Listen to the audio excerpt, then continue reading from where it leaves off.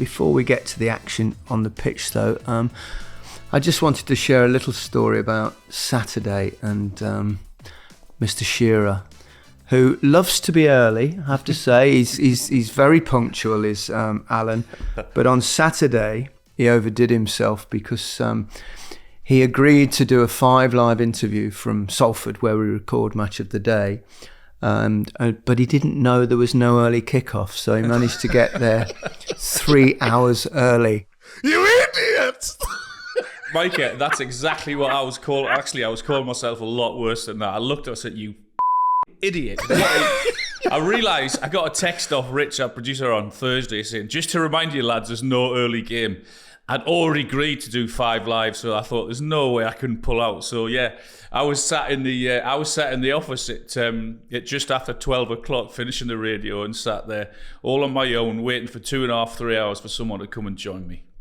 Disaster. I knew straight away it was going to be a bad Saturday. Is that why your head's shiny, though? He's had a haircut, Gary. Look at him. I can't remember the last time I had a haircut, Mike. I had a shave, definitely. I do it myself. Alan, remember when you were clinging onto that little island on the front of your head for a little while? Why didn't someone tell me I looked a right prat when that was the case? I did look a right fool with that little island, didn't I? It was like a Steve McLaren island on there, wasn't it? Something else that amused me over the weekend, what the Newcastle players did to Tonali, Alan. Oh yeah, that was brilliant, wasn't it? I mean, I think from what I could gather, he's gone into the dressing room and he's broken English, and I said to them, guys, I'm looking for a nice restaurant in Newcastle. And as the dressing room would do, they said, yeah, we've got a great one for you. They told him to go into Wetherspoons. And there was even had a booking piece of paper on the table in Wetherspoons, booked for Tonali for 1:30 for 4 people. But surely when you go outside and you have a look, you think, oh, this is not for me. Surely. It's a lovely place where Wetherspoons is in Newcastle. It's amazing. They've had some publicity over the weekend. They must be absolutely delighted. Right, on to the football and perhaps the more serious stuff. What caught your eye at the weekend, Micah? What was the moment for you and who impressed you, who didn't? Chelsea are still impressing me a little bit, even though they lost. I think watching Chelsea, having watched them the week before and against Liverpool, and having their structure, know exactly what they want to do, but then trying to implement it, it's almost like they've got too many players and they don't know how to get them all working. Not said that many times over the last 2 years. Yes, but now they just need a little bit of stability, because all the intricate play is there, but they just can't finish it off. But a star for me was Sterling. Sterling was excellent. This was Sterling from 2 years ago. A lot of people said he can't play on the right. A lot of his good work came down that right, jinking and jiving, good end product at times. If only someone was there to put it away. So I'm going to go with Raheem Sterling. Well, we're talking about Raheem. It's probably good, obviously, with the European Championship coming up, and he's always performed well in the tournaments, hasn't he, for England? And it also shows you, don't you think about the fact that you can't really judge a Chelsea player from last season, can you? Because there are so many of them I don't think there's one player played probably to his abilities last season. It just shows you, doesn't it? If the club's in a mess, if it's in turmoil, it will be reflected on the pitch. No, you're absolutely right. I mean, Chelsea they were a mess, the shambles, and it was pretty embarrassing what happened to them last season. But I do agree with Micah. If you believe in the process and you believe in what Pochettino is going to do or trying to do, it's going to take time. There's no way you can just flick a switch and it's going to be from how terrible they were last year to all of a sudden, because they've got a few new players in, they're going to be brilliant. And no, it's going to take a little bit of time, but I think he's an exceptional coach, and given time, which you don't often get it at Chelsea, but I do think it'll be different for this manager, because I think he's a very good coach and he'll get it right. Gary, you know this manager very well, don't you? You spent many times with him, haven't you? Well, he was part of our team in the World Cup, Michael, wasn't he? I didn't really know him particularly well before then. But he's impressive personality, though. Yes, he is. He's very smart. He's obsessed with the game. He carried his little laptop round with coaching sessions on during the World Cup, and and we're all having conversations about him like that. But he's also very likeable, which I think nowadays, more perhaps than our days, is more of a commodity, isn't it? More important to be that way. Did you speak Spanish with him a couple of times? Well, I did. Just showing off, wasn't he? I want to talk a little bit about Tottenham, because I think if there's one team possibly that has been a bit of a surprise, certainly in a positive way this season, considering what's been going on, considering the fact that they've lost obviously their talisman in Harry Kane, they've come out and they were really good at the weekend, weren't they, against Manchester United? They were excellent, and you remember at the start of the season, I said Spurs will play a very good brand of football. A lot of people were saying, okay, he's done it in Japan, he did it in Scotland, can he do it in the Premier League? I think if your ideas are right and you want to play a certain style of play, it doesn't mean you're going to be successful, but it's going to be enjoyable. And I think Spurs over the last couple of years, they had some great managers, but it's not fit the style of play. But can we talk about Man United?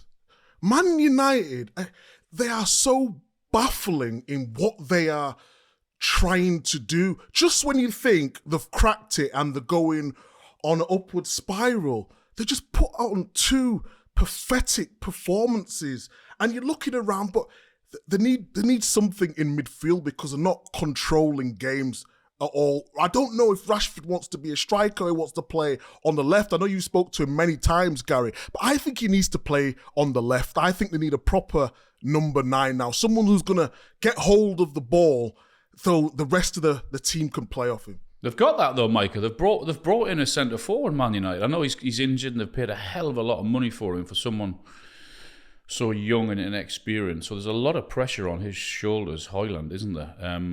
But I mean, yeah, they were terrible at the weekend, Man United. Until he sorts that conundrum out in midfield, then they're going to continue to have problems, because clearly those three in Casemiro, Mount and Fernandes, it hasn't worked in the 2 games. They've been battered in both games in that department, and overrun, outthought, and yeah, big work to be done there for them to improve. If you're going to play that way with 2 forward-thinking midfielders and only one predominantly defensive-minded midfielder, you've got to have your 2 wide men working hard and tracking back, and they don't really do that. So they've clearly got problems in that department, and probably more than the problems up front. I mean, it's interesting you talked about. I wanted to talk about you about going there and under pressure as a big signing. But that's part and parcel of being a top-class footballer who's handling that, isn't it, Alan? You've got to, yeah. I mean, were you ever afraid of it? No, I can only talk about myself in the way that I absolutely loved it. I loved I've always been reluctant to call it pressure, because everyone wants to be in our position. Most people want to be a footballer. Most people want to be the biggest or the best in the world. So when someone pays a lot of money for you, that everyone was looking at me and I was thinking, yeah, love it. This is what I've always wanted. So I get there's a certain amount of pressure on you to go and perform, but I think that's really, really good pressure. I think that's a good thing. Can I ask you, as 2 top strikers, is it pressure is different to players who are a top level? Was you lot just not better than everybody else? Or did you feel the pressure like everyone else? There's a difference between top line and just below. In my opinion, I was never top level. I threatened to be top level, and I had maybe a top level season, but I couldn't have the consistency. So I was always chasing that top level and put too much pressure on myself and never delivered. But you lot have been at the top. Speaking personally, I think there's an element of natural ability, obviously, for any footballer. You can't possibly make it to the top without having some kind of talent. But for me, what's most important is what's between the ears. And don't make any jokes there, Alan, because I know you're tempted already.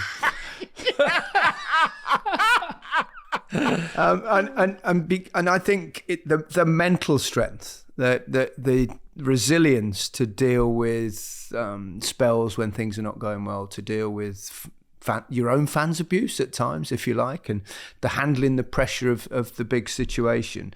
I felt, for me, that was my strongest attribute. You were saying you were just better players. For me, that was not the case. I don't think I was a brilliant footballer. I don't think I was enormously talented in terms of touch and technique and beating players and stuff like that.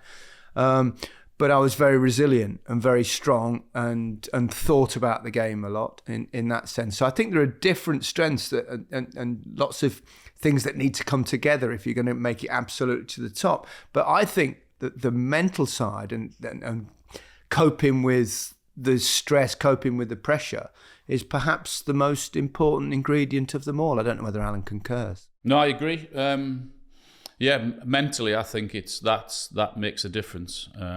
There's no doubt about it. But because I always looked at, I just enjoyed everyone looking at me thinking he has to make the difference. He's the one that we paid the money for. He's the number 9. He's the one that we have to look to if something needs changing. I loved that. I thought it was amazing.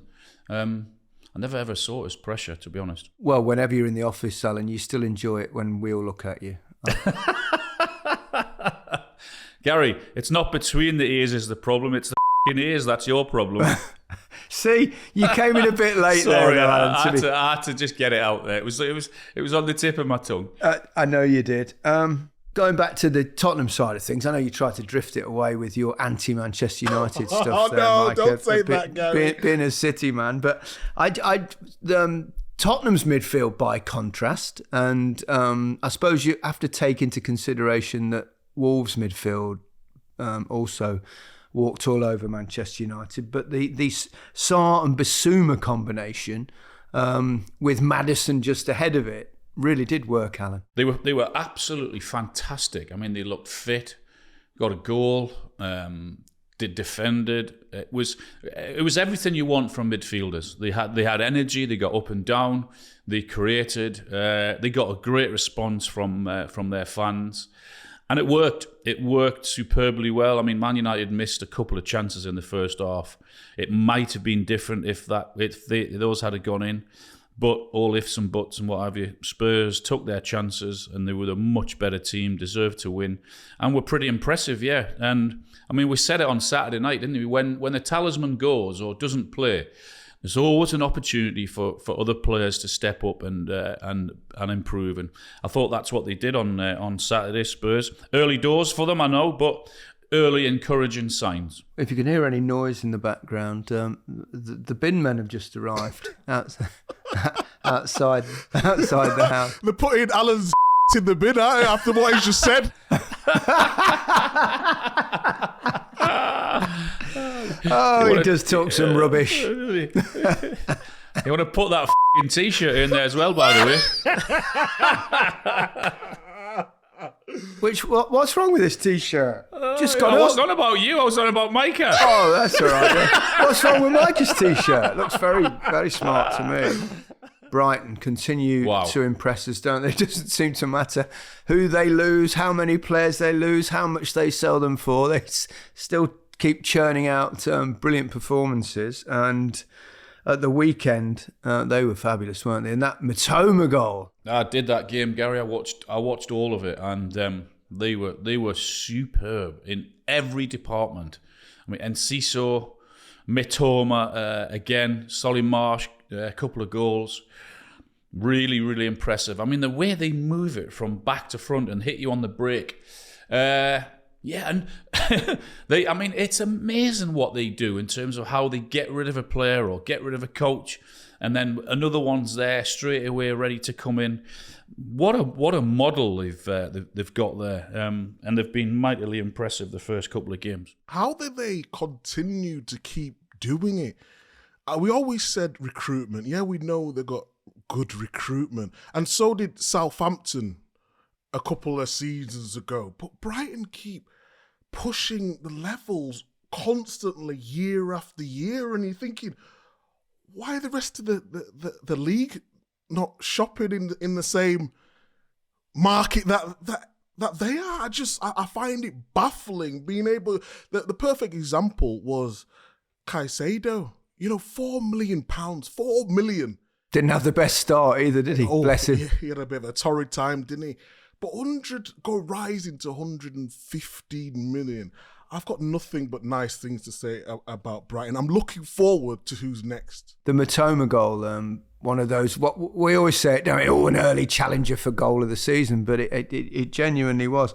It's quite interesting about him, isn't it, that he did a university degree, as most of us footballers did. Did you do one, Gary? Yeah, I went to Oxford. Everyone knows that. You went to Oxford? Yeah, we lost 1-0. Gary's on fire this morning, isn't he? Playing well this morning, isn't he? He's been in the gym, he's sharp, he's moving well, look at him. Oh, he's having a blinder. Alan, no one set me up like that since Beardsley. Brilliant, it was beautifully done, Micah. Thank you yeah. very much. But he took a university degree and he did his thesis on dribbling in football. I mean, and he had a GoPro on his chest as well that he filmed when he was going at players to work out their weaknesses, and that's quite some preparation, isn't it? Yeah, I wish he had a GoPro on him on Saturday, because the way he went past those 3 or 4 defenders, it was sublime. The balance, technique was just incredible. What a goal. Just imagine, Alan, if you did a dissertation on shooting. I went to Northumberland University as a youngster and got a degree. What was the degree in? In goal scoring. What an idiot you are. What do you think about that, though, in real terms? I mean, over here, no footballer really goes to university. It's incredibly rare because you sort of have to leave school at 16 to have a chance and join the club, don't you? I know the academies are certainly the big clubs now, and most Premier League clubs do offer education for young players, but it's difficult because most of them, the vast majority, don't make it. So that education side's important. It is an issue, isn't it? I think it is. When I was coming through at Man City, I was down there from 14 and I moved down permanently when I was 15. But I knew I had to give absolutely everything to be a footballer. Had I had any bad injury, I would have been snookered, because I'm quite witty. I understand life. We'll be the judge of that, Micah. Academically, I'm not the greatest. I don't like tests. I get too. You don't like penalties? I don't like pressure, to be honest. I've noticed, yeah. But now, at least, especially, I can only talk from the Man City perspective on this. They give you schooling till at least 18 and they pay for that. So they give you the best chance possible. But in my day, it was never the case, no. Rodri's doing a degree, isn't it, at Manchester City? Oh, yes, I heard it. I'm not... Vincent Kompany did a degree as well.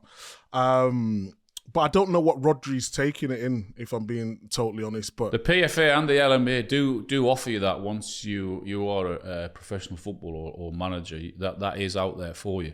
I was the same, Micah. When I left home at 15, went down to Southampton on the old YTS scheme, and as part of that, there was an educational program where you had to work one morning or one afternoon and then one full day during the week. And I have to say, I hated it. I just wasn't interested. I just wanted to get out on the pitch and play football. Producer Harry has just shown me that it's business management that Rodri's studying at uni. You remember Alan Smith? Well, he's co-commentator now for Sky, does a lot of work. I played with him at Leicester. He was actually kind of whisked out of university by, I think it was either Jock Wallace or Gordon Milne. I can't remember which manager was in charge at Leicester at the time. And he was taken out of university and to join me at Leicester City with... Steve Lynex. I'm reminiscing. Mike has never heard of Steve Lynex. I'm sure he hasn't. He was a great lad. Used to call him Charlie Chan, and he was a right winger, really quick. He was one of those players that turned up every week at home. He was a real, when they used to call that phrase, he was a homer. You didn't see him much on away days. But he was really good at home. Took all the penalties. He was the player that stopped me getting on penalties at Leicester because he never missed. So imagine how many goals you would have scored, Lineker. I know. Well, I wasn't just a penalties taker like you were, Alan. Yeah, right. Oh, you didn't do naff all else other than score goals. Well, what else is it to do? That's a good point. Look at you, Mr. Creative there. Oh dear. I'm very worried, I have to say, about another of my former clubs, Everton. My goodness, I watched that yesterday and they were poor against. I mean, credit to Aston Villa. They were terrific on the front foot, scored some good goals and played really well, particularly after their opening day defeat at the hands of your mob, Alan. So I'm worried about Everton, though. Yeah, but we said it before ball was kicked. I don't think you have to be a genius to look at Everton and think it's going to be a long, hard season for them. And from what I've seen in the first two games, it's going to be exactly that.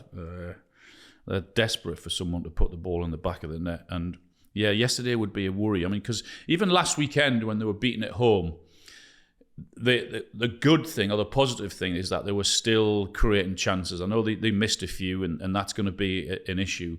But to ship in the manner that they did yesterday, very worrying if you're an Everton fan, yeah. Did you see that game, Micah? What struck me from that game, apart from the abysmal defending, was Calvert-Lewin getting another injury. And I've been in this position, so I can sympathise. How hard is it going through that when you because I think some fans get, oh, he's injured again. He doesn't really, but it must be devastating to constantly have these injuries. Just as you get back, something else comes. It's one of those things where you remember we've all had coaches and they always say, make sure you're living right. And what they mean by that is eating well, not going out drinking, getting your sleep and all these things.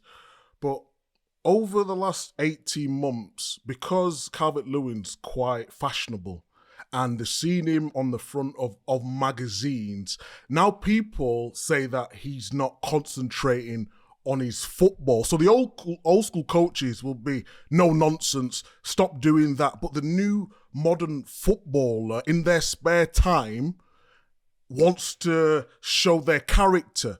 And that is getting used against him a lot. But that's not fair, is it? But that's what I mean. It's not fair to judge someone just because they do that. The reason why the manager's putting him in, because he believes in his ability and he's working ever so hard to get back. And unfortunately, he's just going through one of them times where he can't get anything right. And that can play on your mental health. And I don't want to...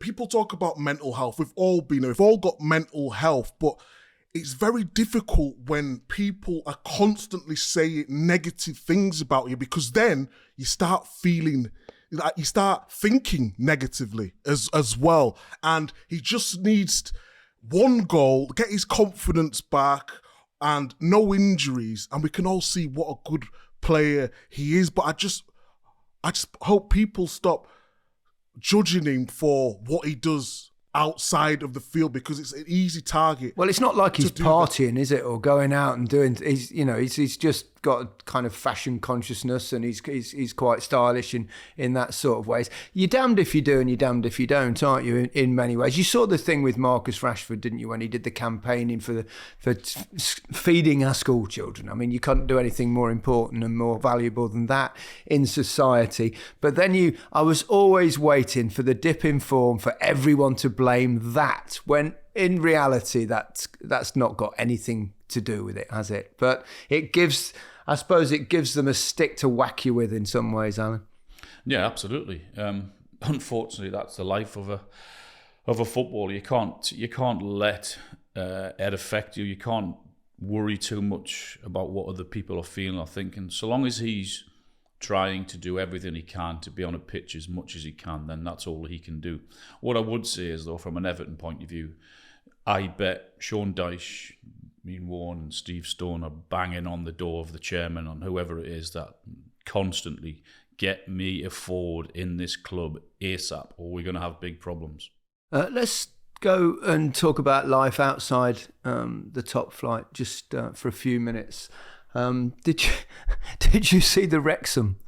I didn't see the game, but they do have some extraordinary matches, don't they? High-scoring affairs.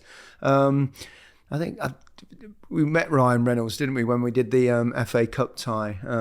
Wrexham, was it Spurs, wasn't it? Yeah, last season, and we were saying to him then, are you sure this is unscripted television that you're making? Because obviously they're doing that series at the moment.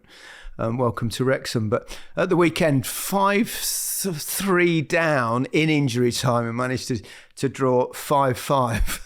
I text because it's Rob Lee's son, isn't it? Elliot Lee that scored. So I text him, and you know what? He absolutely loves it there. He said the atmosphere that these guys have created is just bloody amazing. And I mean, it's no surprise because everyone's having a great time. They're all having fun, and particularly with the big blow that they had in pre-season, losing Paul Mullin, their top scorer from last season. I think he punctured a lung in America in a pre-season game, so he's going to be out for quite a while. So even that was a big blow to them. So yeah, Elliot is flying, loving it, scoring at the weekend. So he's a happy boy. Yeah, I text him, well done.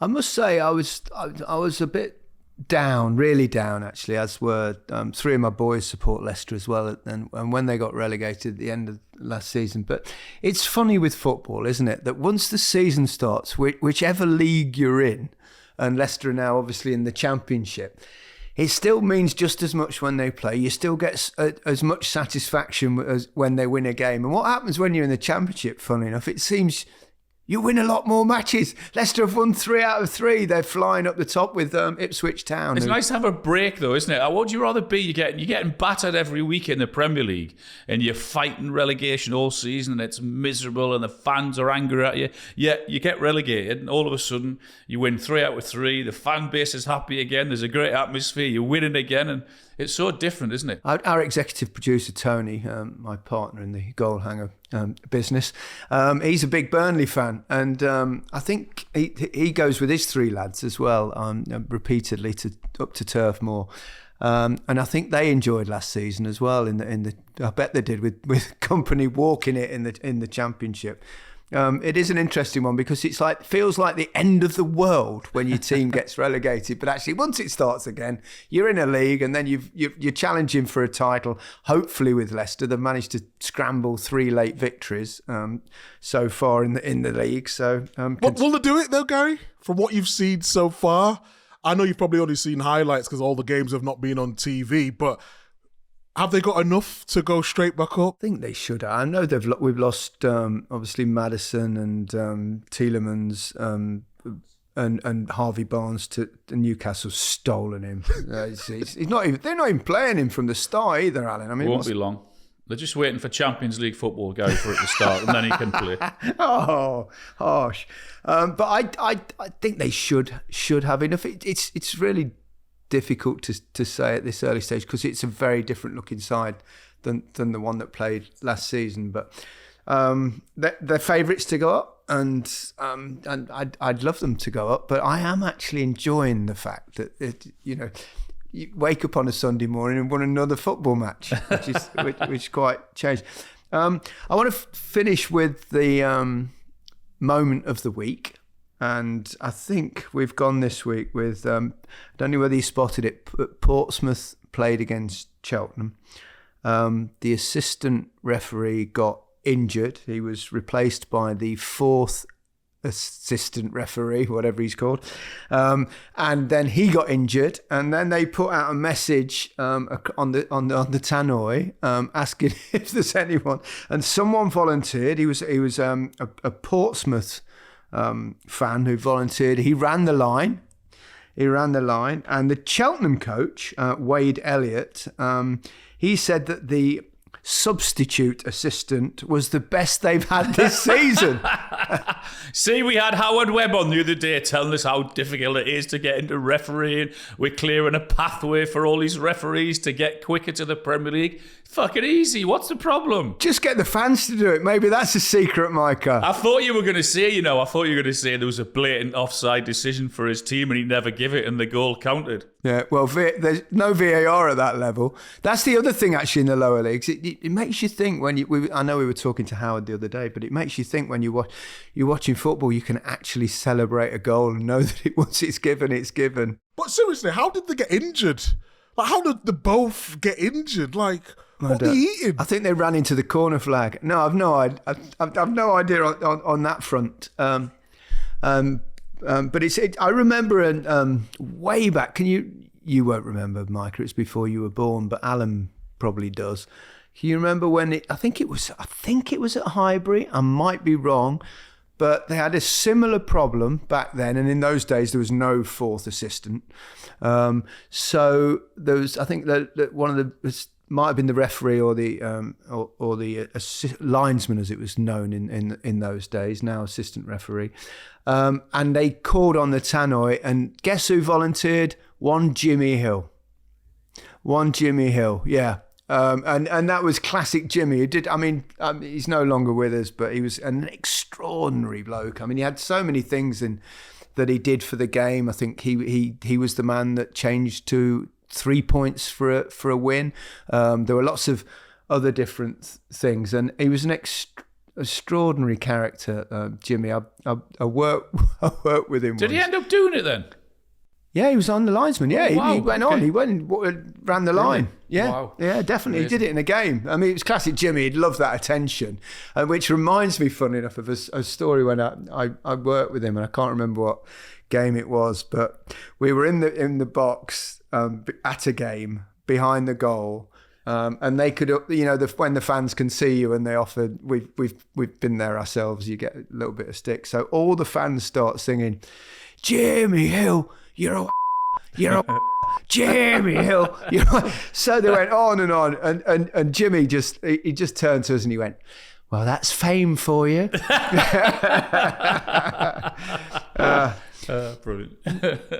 On that note, we'll draw it to a close. Thank you very much, chaps. And once again, before we say goodbye, a big thank you for your positive remarks about the podcast.